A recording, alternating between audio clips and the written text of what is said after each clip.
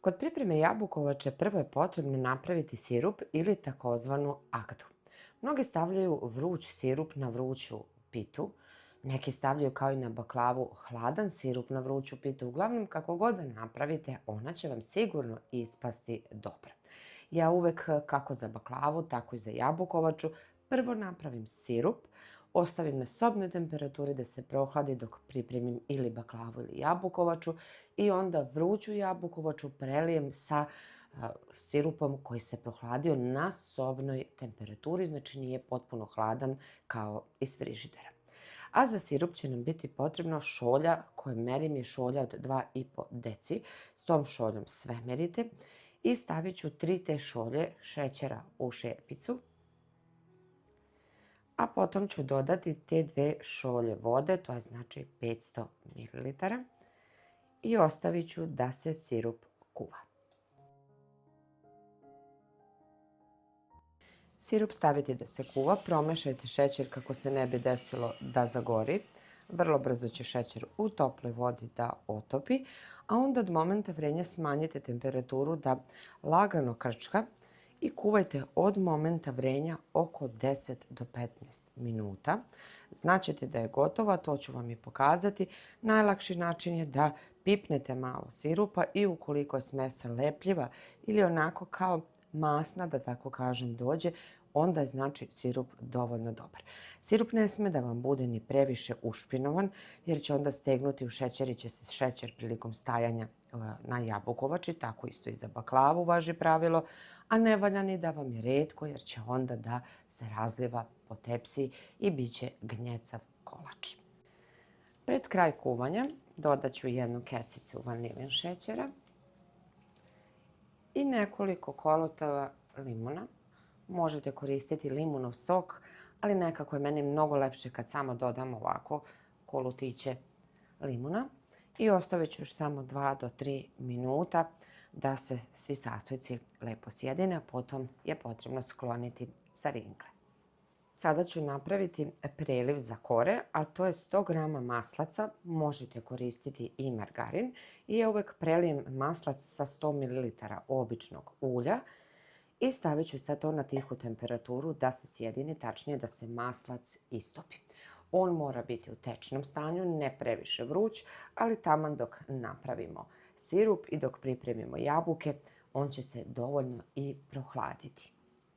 Biće nam potrebno 1,5 do 2 kg jabuka. Jabuke birajte da su ove obične malo kiselije. Što su jabuke kiselije, to će jabukovača biti ukusnije. Ne valjaju one brašnjave i slatke jabuke da idu u ovu pitu.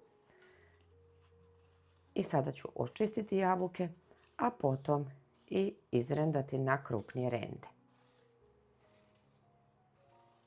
Kada dođe do čišćenja jabuka, potrudite se da jabuke što brže očistite i što brže izrendate da se ne bi desilo da potamne.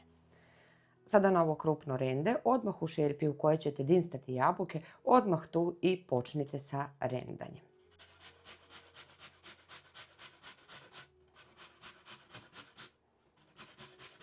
Preko jabuka dodat ću samo nekoliko kapi limuna i promešat ću jabuke. Preko jabuka dodajem kesicu vanilinog šećera, a zatim i 5 supenih kašika šećera. Promešat ću i odmah staviti na ringlu da se jabuke dinstaju. Prilikom dinstanja primetit ćete da jabuka otpušta sok i desit će se na moment da se kuvaju u tom soku. Dinstajte ih sve dok potpuno ta tečnost ne ispari. Morate znači dobiti potpuno suvu smesu kao što je sada, samo što kada bi sada stavili jabuke preko kora, otpustilo bi dosta soka i testo bi bilo gnjecavo. I evo možete primetiti kako jabuke otpuštaju višak tečnosti na srednjoj temperaturi uz povremeno ovako mešanje da ne zagore. Dinstajte, kao što rekoh, sve dok potpuno jabuke ne ispari taj višak tečnosti. Kada je višak tečnosti ispario, to je otprilike 10 minuta kuvanja. Možete dodati, ukoliko želite, ne morate, možete ovaj korak preskočiti, oko 100 g seckanih oraha. I sve to sad zajedno ovako sjediniti. I ono što uvek ide u kombinaciji sa jabukama, a to je mleveni cimet. Neću previše dodavati, koliko, evo ovako jedna ravna kafena kašičica. Postoje osobe koje ne vole cimet, tako da uvek možete ovaj korak izbjeći. Možete samo filovati sa izdinstanim jabukama. Ja ću da dodam još malo oraha, jer volim orase i cimet u kombinaciji sa jabukama. I ovo je smesa koju smo dobili, znači bez tečnosti. Ostaviti sada da se smesa ohladi. Uzimam sada jednu koru. Spram tepsije u kojoj ćete praviti, ja ću praviti ovoj vatrostalnoj, izmerite da li ćete praviti motati u dužinu ili ćete motati u širinu kolika vam je tepsija. Uzeti jednu koru i sa otopljenim maslacem u kombinaciji sa uljem poprskati svaku koru vrlo malo, ne previše, da ne bi bilo naravno masno. Preko ove namazane stavljam drugi list i također ću i nju poprskati sa maslacem otopljenim. I sada ću stavljati fil na donji deo, ali ću ovako razmazati da nije samo uz ivicu, već kao trećinu kore da prekrijete. I sada ću ovako da umotam u jednu rolnu.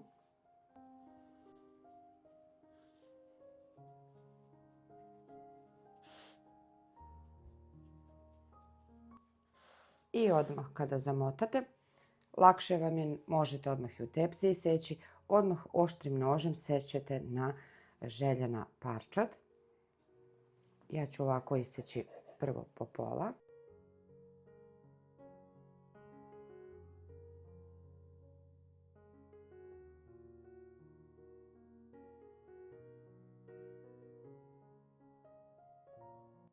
I idemo ovako redom.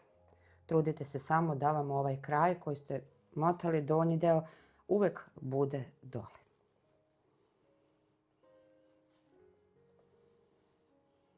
Evo kako je lepa i nadev. Zaista ga ima dosta. I kao što vidite, uvek bi vam jedna ostala viška, tako da je mnogo praktičnije ovako iseći. I onda uvek možete ređati, ne morate seći i bacati jufku. I tako ćemo do kraja dok ne utrošimo sav fil. I kada ste ovako popunili tepsiju i poređali, kao što rekoh, ne moraju biti potpuno identične, neka veća, neka manja. Bitno je samo da isečete i poređate da popunite tepsiju. Meni je ostalo ovdje baš dosta, nisam ni sve iskoristila maslac sa uljem, ali ću od gore ovako da sada premažem. I rernu sam uključila na 200 stepeni da se ugreje. Taman kada lepo premažete, ostavite tih 10-15 minuta koliko je potrebno da se rerna zagreje, da fino od gore još dodatno upiju masnoću. Kada se rerna dobro ugrejala, samim tim tih 10 minuta je i jabukovača ostala ovako premazana, peći ćemo na 200 stepeni oko 30 minuta. Što će naravno zavisiti od jačine vaše rerne. Nečija rerna peče jače, nečija slabije. Uglavnom, kada lepo porumeni i dobije onu zlatnu boju od gore, ne ni previše reš, da vam ne bi iznutra jabuke pogorele, onda je jabukovača pečena. I nakon 35 minuta, koliko sam ja pekla, jabukovača je gotova. I sada što je jako bitno, odmah dok je vruća, sa hladnim sirupom prelivamo preko.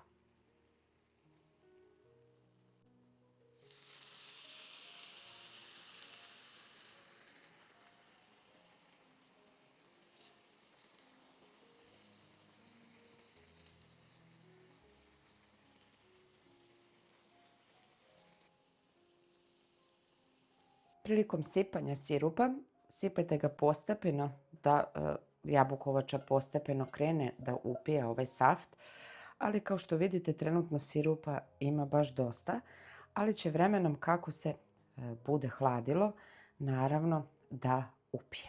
Ovako sada je potrebno ostaviti na sobnoj temperaturi da se potpuno ohladi i da jabukovača upije sav ovaj saft. Jabukovača kao i baklava i uostalom kao i svi kolači najbolje je da odstoji preko noći.